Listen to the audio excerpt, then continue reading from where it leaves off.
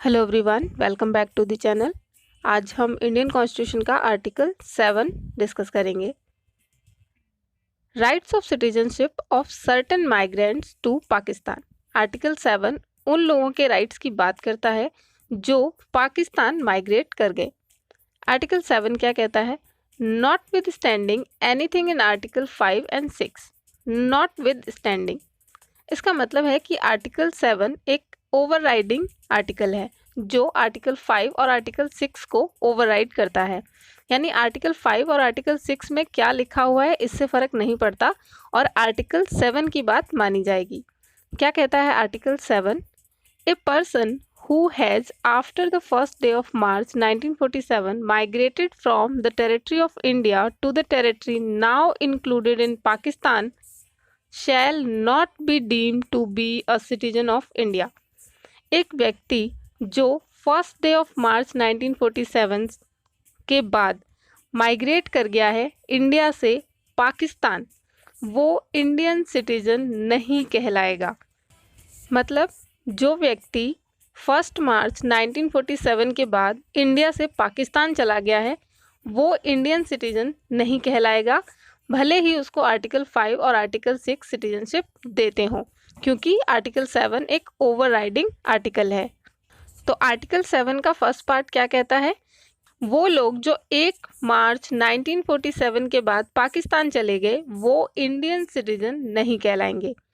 आइए आगे पढ़ते हैं। Article 7 provided that nothing in this article shall apply to a person who after having so migrated to the territory now included in Pakistan has returned to the territory of India under a permit for resettlement or permanent return issued by or under the authority of any law, and every such person shall for the purposes of clause B of article 6 be deemed to have migrated to the territory of India after 19th day of July 1948।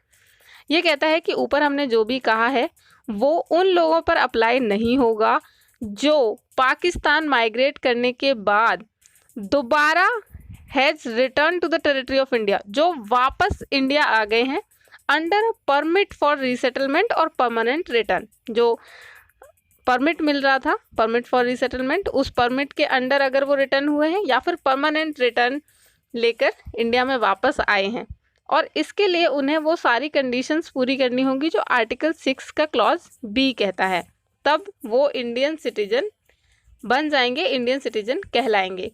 क्या था article 6 का clause B?